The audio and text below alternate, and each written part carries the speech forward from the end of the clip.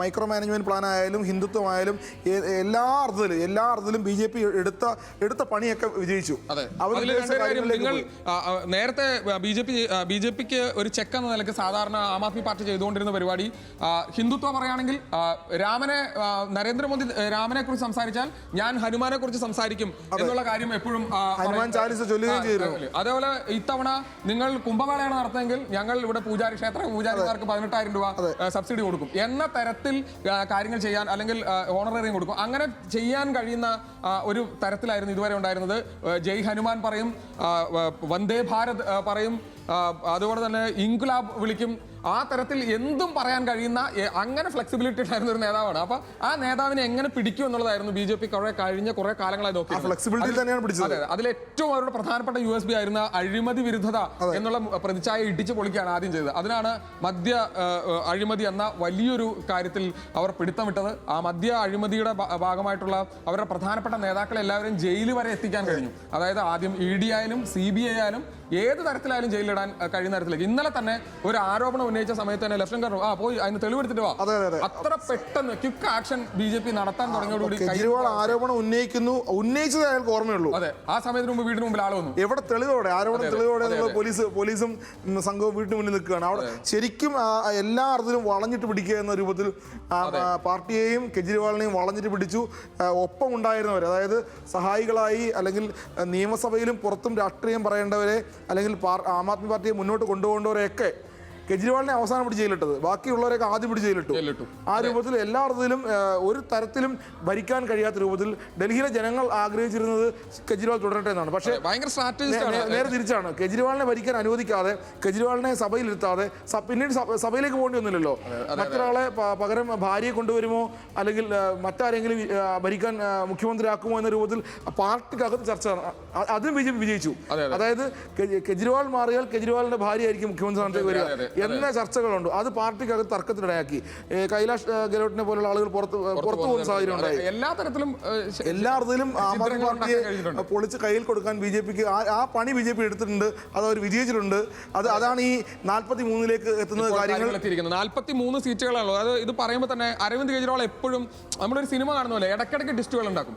2013 27 സീറ്റാണ്, ഭരിക്കാനില്ല, ഞാൻ രാജിവെക്കുന്നു. ഞാൻ ഇപ്പോഴും ഓർക്കുന്നുണ്ട് ഇസ്തിഫ എന്നുള്ള വാക്ക് അന്ന് ഇസ്തിഫ ഞാൻ രാജിവെക്കാൻ പോവുകയാണെന്ന് കെട്ടിടത്തിന് മുകളിൽ നിന്ന് ഭയങ്കര തണുപ്പത്ത് ആളുകളെല്ലാം ആവേശത്തോടു കൂടി പറഞ്ഞ സമയത്ത് നമ്മൾ അവിടെ നിന്ന് റിപ്പോർട്ട് ചെയ്യാൻ നിൽക്കുമ്പോൾ കാണുന്നുണ്ട്. അത് ആ മഫ്ലർമാൻ അവിടെ വന്നെന്ന് പറയുന്നുണ്ട്. 2015 ഭരിക്കാനുള്ള അവസരം കിട്ടി. ആ സമയത്തുണ്ടായ പ്രശ്നങ്ങൾക്ക് സർക്കാരിന് മുമ്പിൽ പോയി സമരം ചെയ്യുന്ന ആളാണ്. അതിനുശേഷം ഏറ്റവും ഒടുവിലായി മദ്യ അഴിമതിയുമായി ബന്ധപ്പെട്ട് ജയിലിൽ പോയി തിരിച്ചിറങ്ങിയ ശേഷം ഞാൻ രാജിവെക്കുന്നു, എനിക്ക് പകരം വേറൊരാൾ മുഖ്യമന്ത്രിയാവുന്നു, ജനങ്ങളുടെ വിശ്വാസം നേടിയതിനു ശേഷം മാത്രമേ ഞാൻ മുഖ്യമന്ത്രിയാവുള്ളൂ എന്നുള്ളതായിരുന്നു ഇത്തവണത്തെ അരവിന്ദ് കെജ്രിവാളിന്റെ ഇത്തവണത്തെ തെരഞ്ഞെടുപ്പിന്റെ അവരുടെ USB. അത് വെച്ചാണ് അവർ വർക്കൗട്ട് ചെയ്യാൻ ശ്രമിച്ചത്. പക്ഷേ അത് പരാജയപ്പെട്ടു എന്നുള്ളതാണ് ഈ ഘട്ടത്തിൽ നമുക്ക്. മറുവശത്ത് ഇതിനേക്കാൾ വലിയ പ്ലാനാണ് BJP നടത്തിക്കൊണ്ടിരിക്കുന്നത്. ഈ ഇദ്ദേഹം അഴിമതി വിരുദ്ധ പ്രതിച്ഛായുള്ള ആളാണ്, ചൂലുമായി നടന്ന ആളാണ്, ഡൽഹിയിൽ അഴിമതി തുടച്ചു നിൽക്കുമെന്ന് പറഞ്ഞ ആളാണ്. പക്ഷേ അത് കോൺഗ്രസിനെതിരെ മാത്രമായി പോയി, BJPക്കെതിരെ അത് വർക്കൗട്ട് ആയില്ല. BJP നേരെ തിരിച്ച് ആ ട്രംപ് കാർഡ് അങ്ങോട്ട് കൊടുത്തു. നിങ്ങൾ അഴിമതിക്കാരനാണ്, നിങ്ങളാണ് മദ്യനയ അഴിമതി ഉണ്ടാക്കിയത്. മദ്യനയവുമായി ബന്ധപ്പെട്ട് ഡൽഹിയിൽ വലിയ കുഴപ്പങ്ങൾ ഉണ്ടായിട്ടുണ്ട്. പിന്നെ അതോടൊപ്പം തന്നെ ഈ കെജ്രിവാൾ എല്ലാ കാലത്തും പറഞ്ഞിരുന്ന നിങ്ങൾ കെട്ടിടങ്ങൾ മൂടി പിടിപ്പിച്ചു. കോമൺവെൽത്ത് ഗെയിംസ് അഴിമതി പറഞ്ഞതാണ്. പൂച്ചട്ടിക്ക് വരെ പിന്നെ ലക്ഷക്കണക്കിന് രൂപയുടെ തകർത്തത് അങ്ങനെയാണ്. അതെ, ആ വാദങ്ങളെല്ലാം ആ നിലപാടുകളെല്ലാം പൊളിച്ച് കയ്യിൽ കൊടുത്തു. ശീഷ് മഹൽ എന്ന് പറയുന്നത് നിങ്ങൾ കെട്ടിടങ്ങൾ മൂടി പിടിപ്പിക്കുന്ന ആളാണ്. അത് മോദി ആവർത്തിച്ച് പറഞ്ഞുകൊണ്ടിരിക്കുകയാണ്. ഈ തവണ തന്നെ ഒരു കാര്യം കൂടെ പറയുമ്പോഴേ, കോൺഗ്രസിനെ നമ്മൾ പലപ്പോഴും പറയും കോൺഗ്രസ് ചെയ്തത് ശരിയായില്ല, അവർ ഒറ്റയ്ക്ക് മത്സരിക്കാൻ തയ്യാറായി, അവരൊരു അഡ്ജസ്റ്റ്മെന്റ് തയ്യാറായിട്ടില്ല എന്നൊക്കെ പറയുമ്പോൾ തന്നെ നമ്മളൊരു കാര്യം മനസ്സിലാക്കേണ്ട കാര്യമുണ്ട്. ഷീലാ ദീക്ഷിത് 15 വർഷം ഡൽഹി ഭരിച്ചു നിരുന്ന സമയത്താണ് അവരെ അവിടെ നിന്ന് പൂർണ്ണമായും തുടച്ചു നീക്കുന്ന തരത്തിലേക്ക് ആം ആദ്മി പാർട്ടി വരുന്നത്. അന്ന് ആരോപിച്ച പല ആരോപണങ്ങളും, ഇപ്പോൾ BJP ഉന്നയിക്കുന്ന പല ആരോപണങ്ങളും, അരവിന്ദ് കെജ്രിവാളിനെതിരെയുള്ള ആരോപണങ്ങൾ കോൺഗ്രസ് ഏറ്റുപിടിക്കുന്നു എന്നുള്ള ഒരു ആക്ഷേപം ഉണ്ടായിരുന്നു. പക്ഷേ അവരെ സംബന്ധിച്ച് അവർക്കത് പറയാതിരിക്കാൻ കഴിയില്ല. പക അങ്ങനെയൊന്നും പോകില്ല എന്ന് പറയുന്നത്. ഇപ്പോഴും സന്ദീപ് ദീക്ഷിത്, ഷീലാ ദീക്ഷിതിന്റെ മകൻ മത്സരിക്കാൻ നിൽക്കുകയാണ്. ഡൽഹിയിലെ ഏറ്റവും പ്രധാനപ്പെട്ട കോൺഗ്രസ് നേതാക്കളിൽ ഒരാളാണ്. സ്വന്തം അമ്മയ്ക്കെതിരെ പറഞ്ഞ കാര്യം മകൻ പറയാണ്ടിരിക്കില്ല എന്നുള്ളത്. ഈ പ്രചരണത്തിലുടനീളം പോസ്റ്റർ പ്രചരണത്തിലുടനീളം പറഞ്ഞിരുന്നത് ഇദ്ദേഹം ഗുണ്ടാ നേതാവാണ് അതൊരു പക്ഷേ കെജ്രിവാൾ നേരിട്ട പുതിയ ആരോപണങ്ങളൊന്നായിരിക്കും. ഇദ്ദേഹം ഗുണ്ടാ നേതാവാണ്, കൂടെയുള്ളവരൊക്കെ ഗുണ്ടകളാണ്, പിന്നെ അഴിമതിക്കാരാണെന്നാണ് BJP പറയുന്നുണ്ട്. കോൺഗ്രസ് അതിനേക്കാൾ അപ്പുറത്ത് ഇദ്ദേഹത്തിന് മറ്റു കാര്യങ്ങളാണ് തുറന്നു കാണിക്കാൻ ശ്രമിച്ചത്. വേറൊരു കാര്യം ഉണ്ടായിരുന്നു, ലിജോ ഓർക്കുണ്ടാവും, ഇവർ ഒരു തൊപ്പി ഉണ്ടായിരുന്നു ആം ആദ്മി പാർട്ടിക്ക്. ആ തൊപ്പി കാണാനില്ല ഇപ്പോ. ഇല്ല, ആ തൊപ്പി ഒഴിവായി. കോൺഗ്രസ് നടത്തിയ മറ്റൊരു ആക്ഷേപം അല്ലെങ്കിൽ ആരോപണം അതായിരുന്നു, അതായത് നിങ്ങൾ അതെ ഇപ്പൊ നിങ്ങൾ ആം ആദ്മി അല്ല എന്ന് സ്ഥാപിക്കാൻ കോൺഗ്രസിനും കഴിഞ്ഞു, BJPക്കും കഴിഞ്ഞു. അല്ല, സ്വാഭാവികമായിട്ടും അതാ പറഞ്ഞത്. നമ്മുടെ ആദ്യത്തെ കുറെ നാടകങ്ങൾ അല്ലെങ്കിൽ അങ്ങനെ കുറെ എപ്പിസോഡുകൾ ഉണ്ടായിരുന്നു. ആ എപ്പിസോഡിന് ശേഷം നമുക്ക് പിന്നെ കൃത്യമായി രാഷ്ട്രീയം സംസാരിക്കാൻ കഴിയണം. എന്താണ് നമുക്ക് പല കാര്യങ്ങളിലും നമ്മുടെ നിലപാട് എന്നുള്ള കാര്യത്തിൽ ഇപ്പോൾ BJP പറയുന്നത് അല്ലെങ്കിൽ അതിനൊപ്പമോ അല്ലെങ്കിൽ അതിനൊപ്പിച്ചോ രാഷ്ട്രീയം പറയുന്ന പല സമയങ്ങളുണ്ട്. ഹിന്ദുത്വ നയത്തിൽ മൃദു ഹിന്ദുത്വ നയം എന്ന നിലയ്ക്ക് നമ്മൾ കോൺഗ്രസിനെ ആക്ഷേപിക്കുന്ന പോലെ തന്നെ പലപ്പോഴും ഇത് പറയാറുണ്ട്. ഈ കാര്യത്തിൽ ഏറ്റവും ഒടുവിലായി രാമക്ഷേത്രം പണിത സമയത്തായാലോ അല്ലെങ്കിൽ എല്ലാ കാര്യത്തും എല്ലാ സമയത്തും അത് വളരെ കൃത്യമായി അത് തന്നെ പറയാനാണ് കെജ്രിവാൾ ശ്രമിച്ചുകൊണ്ടിരുന്നത്. അതിനപ്പുറത്തേക്ക് ഒരു രാഷ്ട്രീയം പറയാൻ പലപ്പോഴും സമരങ്ങളുടെ ഇടയിൽ പോലും പലപ്പോഴും അരവിന്ദ് കെജ്രിവാളിന്റെ നിലപാടില്ലായ്മ ഭയങ്കരമായിട്ട് ചോദ്യം ചെയ്യപ്പെട്ടാണ്. ആ സമയത്ത് അങ്ങനെയാണ് ഈ ന്യൂനപക്ഷ മേഖലകളിൽ കുറെ കൂടി മെച്ചപ്പെട്ട അവസ്ഥയിലേക്ക് കോൺഗ്രസിന് വരാൻ കഴിയുന്ന ഒരു സാഹചര്യം അവിടെ ഉണ്ടാവുന്നത്. ആ തരത്തിലൊക്കെ മാറ്റങ്ങൾ ഉണ്ടാവും. നേരത്തെ പറഞ്ഞതാണ്, അതായത് ആം ആദ്മി പാർട്ടിക്ക് എന്താ നഷ്ടമാകുന്നത്, കോൺഗ്രസിലേക്കാണ് പോകുന്നത്. അതെ, തീർച്ചയായിട്ടും അവിടേക്ക് പോകേണ്ടത്, അവിടേക്ക് പോകുള്ളൂ. കാരണം BJPക്ക് ഒഴികെ കിട്ടേണ്ട വോട്ട് ഒന്നുകിൽ ആം ആദ്മി പാർട്ടിക്ക് അല്ലെങ്കിൽ കോൺഗ്രസിലേക്ക് പോകേണ്ട സാഹചര്യമുണ്ട്. അതുകൊണ്ട് തന്നെയാണ് കോൺഗ്രസ് ആം ആദ്മി പാർട്ടിയുടെ ഒരു പതനം ആഗ്രഹിക്കുന്നത് എന്നുള്ളതാണ്.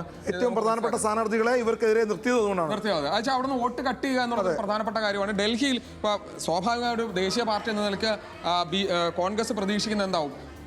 ഡൽഹിയും ഭരിക്കാൻ കഴിയുന്ന തരത്തിലേക്ക് കാര്യങ്ങൾ ദീർഘകാലാടിസ്ഥാനത്തിലുള്ള ഒരു രാഷ്ട്രീയം എന്ന നിലയ്ക്ക് BJP ഒക്കെ കാലങ്ങളായി 1980 തൊട്ട് പിന്നീട് 2014 എത്തി വളരെ സുസ്ഥിരമായ ഒരു ഭരണത്തിലേക്ക് എത്താൻ നീണ്ട ഇത്രയും വർഷം എടുത്തു എന്ന് പറയുന്ന പോലെ തന്നെയാണ് കോൺഗ്രസ് ആ തരത്തിൽ അത് ശ്രമിക്കുന്നു എന്നാണ് എനിക്ക് തോന്നാൻ. കോൺഗ്രസിന് ആഗ്രഹം ഉണ്ടാകും, കാരണം ഹരിയാനയിലും പഞ്ചാബിലും കോൺഗ്രസിന് സ്വാധീനമുള്ള സ്ഥലങ്ങളാണ് ആം ആദ്മി പാർട്ടി കയറി വന്നത്. അതെ, പഞ്ചാബ് കോൺഗ്രസ് ഭരിച്ചുകൊണ്ടിരുന്ന സ്ഥലമാണ്. അതാണ് ഗുജറാത്തിലും സമാനമായിട്ട് കയറാൻ ശ്രമിച്ചത്. ഇതിൽ തന്നെ വേറൊരു കാര്യം ഇപ്പോൾ നമുക്ക് മനസ്സിലാക്കാൻ കഴിയുന്ന ഡൽഹിയിലെ ന്യൂനപക്ഷ മേഖലകളിലും BJPക്ക് മുന്നിൽ വരാൻ കഴിഞ്ഞിട്ടുണ്ട് എന്നുള്ളതാണ്. BJP ന്യൂനപക്ഷ മേഖലകളിൽ പോലും പ്രത്യേകിച്ച് ഡൽഹിയിൽ കലാപം നടന്ന അടക്കമുള്ള മേഖലകളിൽ BJPക്ക് നേട്ടം ഉണ്ടാക്കാൻ കഴിയുന്ന തരത്തിലേക്ക് കാര്യങ്ങൾ മാറിയിരിക്കുന്നു. അതിനുള്ള ഒരു അത് രണ്ടു തരത്തിലാണ്. ഒന്ന്, BJPയുടെ പ്രവർത്തനം അവിടെ വളരെ ശക്തമായിരുന്നു. രണ്ടാമത്തെ കാര്യം, മറ്റൊരു കാര്യമുള്ളത് കോൺഗ്രസ് അവിടെ നിർത്തിയ സ്ഥാനാർത്ഥികളാണ്. ഇപ്പോഴും നമ്മൾ പറയുന്നു ഇനിയും ഒരു തിരിച്ചുവരവ് വേണമെങ്കിൽ, അതായത് ഒരു 26 ശേഷം 26 സീറ്റുകളാണ് ഇപ്പോഴുള്ളത്. അതിൽ നിന്ന് വേണമെങ്കിൽ മെച്ചപ്പെട്ട ഒരു അവസ്ഥയിലേക്ക് ആം ആദ്മി പാർട്ടിക്ക് ഇപ്പോഴും വരാം. വലിയൊരു സീറ്റിന്റെ ദൂരമൊന്നും അവർ തമ്മിൽ ഇല്ല എന്നുള്ള തരത്തിലുള്ള കാര്യങ്ങളുണ്ട്. അപ്പോൾ ഒരുപക്ഷെ അങ്ങനെയും ഒപ്പത്തിനൊപ്പം വന്ന നിലയിലേക്കൊക്കെ കാര്യങ്ങൾ എത്താവുന്ന സാഹചര്യമുണ്ട്. അങ്ങനെ വന്നാൽ എന്ത് സംഭവിക്കും എന്നുള്ളതും ഒരു പ്രധാനപ്പെട്ട കാര്യമാണ്. തീർച്ചയായും. എന്തായാലും ഇപ്പോഴത്തെ ഫല സൂചന, അതായത് ഇപ്പോൾ സമയം ഏതാണ്ട് 9:15 ആകുന്നു. ഏതാണ്ട് ഇലക്ട്രോണിക് വോട്ടിംഗ് മെഷീൻ തുറന്ന് എണ്ണി തുടങ്ങിയിട്ടുണ്ടാവും. ഡൽഹിയുടെ രാഷ്ട്രീയം ഏതാണ്ട് ഏറെക്കുറെ 44 സീറ്റുകളിലേക്ക് BJP ലീഡ് ചെയ്യുന്നു എന്ന് പറയുമ്പോൾ അധികാരത്തിലേക്ക് പോകുന്നു എന്നുള്ള സൂചനകളാണ് ആദ്യഘട്ടത്തിൽ. ഇനിയും എണ്ണാനുണ്ട് ഉറപ്പായും. ഏതാണ്ടൊരു 1, 2, 3 ഒക്കെ റൗണ്ടുകളായിരിക്കും ഇപ്പോൾ എണ്ണിയിട്ടുണ്ടാവും.